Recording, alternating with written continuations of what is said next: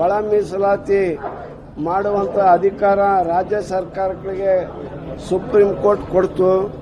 ಅಂದಿನಿಂದ ಇಂದಿನವರೆಗೂ ಕೂಡ ನಾವು ಹೋರಾಟವನ್ನು ಮಾಡ್ತಾ ಬಂದಿದ್ದೀವಿ. ಬೇರೆ ರಾಜ್ಯಗಳು ಈಗಾಗಲೇ ಅವರಲ್ಲಿರ್ತಕ್ಕಂಥ ದತ್ತಾಂಶಗಳ ಆಧಾರದ ಮೇಲೆ ವರ್ಗೀಕರಣವನ್ನು ಮಾಡಿದ್ದಾರೆ. ಆಂಧ್ರ ಇರ್ಬೋದು, ತೆಲಂಗಾಣ, ಹರಿಯಾಣ ಮತ್ತು ಪಂಜಾಬ್ಗಳಲ್ಲಿ. ಈಗ ಇನ್ನೂ ಆಂಧ್ರದಲ್ಲಿ ಮತ್ತು ತೆಲಂಗಾಣದಲ್ಲಿ ಆಜ್ಞೆ ಆಗಿಲ್ಲ, ಇನ್ನೂ ರಾಜ್ಯಪಾಲರ ಅಂಗಳದಲ್ಲಿದೆ. ಇಲ್ಲಿ ನಮ್ಮಲ್ಲಿ ಏನಾಗಿದೆ ಅಂದರೆ ನಿಮಗೆ ಬಹಳ ಸ್ಪಷ್ಟವಾಗಿ ನಿಮಗೆ ಹೇಳ್ತೀನಿ, ಆದಿ ಕರ್ನಾಟಕ ಅಂತಂದೇಳಿ ಒಂದು ಜಾತಿ ಇದೆ.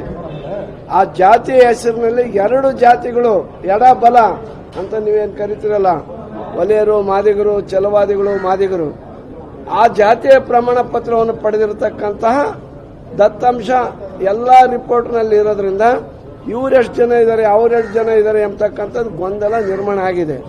ಅದರಿಂದ ನಾವು ಹೇಳಿದ್ವಿ ಆಯೋಗಕ್ಕೆ, ನೋಡಿ ಇರ್ತಕ್ಕಂಥ ದತ್ತಾಂಶ ಏನಿದೆ ಅದನ್ನು ಕೊಟ್ಬಿಟ್ಟು ನೀವು ದಯಮಾಡಿ ಮೊದಲು ತಾತ್ಕಾಲಿಕವಾಗಿ ಕೊಟ್ಬಿಡಿ. ಕೊಟ್ಟಾದ್ಮೇಲೆ ಬೇಕಾದ್ರೆ ನಿಖರವಾದಂಥ ಒಂದು ಅಂಕಿ ಅಂಶಗಳನ್ನು ಜಾತಿಯ ಒಂದು ಜನಗಣತಿನೇ ನಡೆಸಿ ಪರಿಶಿಷ್ಟ ಜಾತಿಗಳ ಜಾತಿ ಗಣತಿ ಆಗಬೇಕು. ಅದು ಯಾವಾಗ ಕೊಟ್ಟಾದ್ಮೇಲೆ ಮಾಡ್ರಿ ಅಂತ ಹೇಳಿದ್ದೀವಿ. ಆದರೆ ನ್ಯಾಯಮೂರ್ತಿಗಳು ಏನು ವರದಿ ಕೊಟ್ಟಿದ್ದಾರೆ ಗೊತ್ತಿಲ್ಲ. ಆ ವರದಿ ಬಂದಾದ್ಮೇಲೆ ನಾವು ಪ್ರತಿಕ್ರಿಯೆ ನೀಡ್ತೀವಿ. ಅದರಿಂದ ಸರ್ಕಾರನೂ ಕೂಡ ನಮ್ಮ ಪರ ಇದೆ. ನಮ್ಮ ಮುಖ್ಯಮಂತ್ರಿಗಳಾದಂಥ ಸಿದ್ದರಾಮಯ್ಯನವರು ನಾನು ಬೇಗ ಮಾಡಬೇಕನ್ನೋ ಆಸೆ ನನಗಿದೆ. ಅವ್ರು ರಿಪೋರ್ಟ್ ಕೊಡಲಿ ಅಂತ ಹೇಳಿದ್ರು. ಅವ್ರು ರಿಪೋರ್ಟ್ ಇವತ್ತು ಕೊಟ್ಟಿದ್ದಾರೆ. ಏನು ರಿಪೋರ್ಟ್ ಕೊಟ್ಟಿದ್ದಾರೆ ಗೊತ್ತಿಲ್ಲ.